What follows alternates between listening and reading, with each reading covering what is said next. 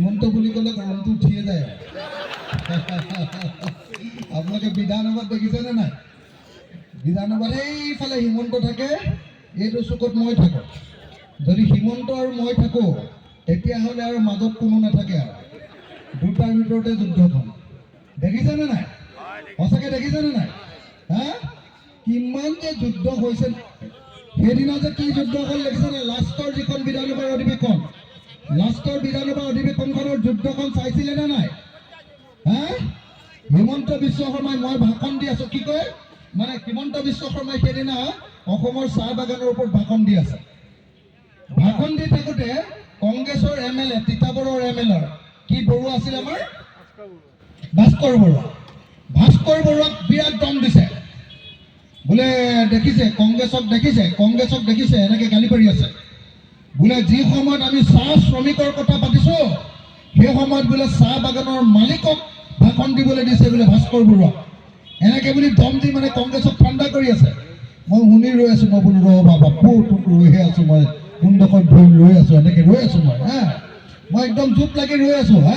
বাঘে চিকাৰ কৰিবৰ কাৰণে যেনেকৈ ৰৈ থাকে মই তেনেকৈ ৰৈ আছোঁ, বুজিছে নাই?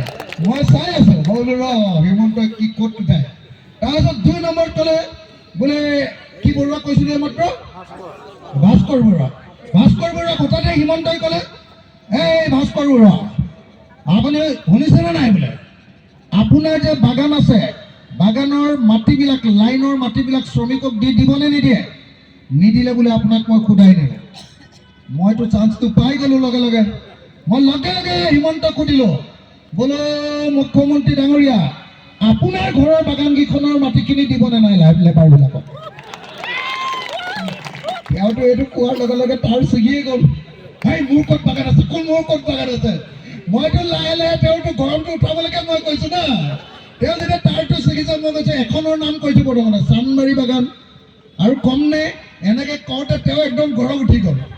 গৰম উঠি গৈ তেওঁ ক'লে, এই অখিল গগৈ আপুনি বোলে গোটেই কাজিৰঙাত বোলে গোটেই মাটি লৈ অৰ্কিড পাৰ্ক খুলিছে, এতিয়াও চৰকাৰক ৰেভিনিউ দিয়া নাই, প্ৰিমিয়াম দিয়া নাই, এনেকৈ ক'লে। মই বোলো মই মতা নাই, মই গালি পাৰি থাকিবলৈ দিছোঁ। তাৰপিছত আৰু গালি পাৰিছে যেতিয়া মই কিবা এটা ক'লোঁ, কোৱাৰ লগে লগে এইবাৰ মোক ক'লে বোলে আপোনাৰ আন্দোলনৰ কাৰণে কিমান মানুহ মৰিবলগীয়া হৈছে, আপুনি অসমত বোলে আপোনাৰ আন্দোলনত কিমানজন মানুহ মৰিছে, বোলে আপুনি হত্যাকাৰী, মোক এনেকৈ ক'লে। মোৰতো খং উঠিলে তেতিয়া। মইতো বিচাৰি আছিলোঁ যুদ্ধখন। তো মই ভাবিছোঁ যে তেওঁ বেলেগ বেলেগ লেকচাৰ দি আছে, মই তেওঁক বেলেগ ফালে লৈ যাওঁ। মোৰ কামটো এইটো বিৰোধী পক্ষ, হয় নে নহয়? তো যেতিয়া তেওঁ মোক এনেকৈ ক'লে, মই ক'লোঁ আপোনাৰ এটা মানুহৰ নাম মনত আছেনে নাই? তেওঁ বোলে কোন?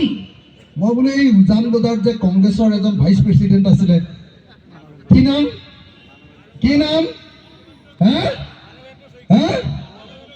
মানৱেন্দ্ৰ শৰ্মা। মই সিদিনা বোলো মানৱেন্দ্ৰ শৰ্মাৰ নামটো আপোনাৰ মনত আছেনে নাই? কেলে জানেনে নাই? মানৱেন্দ্ৰ শৰ্মা নামৰ মানুহজনক তেওঁ আলফাকৈ গুলিয়াই মাৰিছিলে বুলি কেছ লাগি তেওঁ 3 মাহ জেলত আছিলে।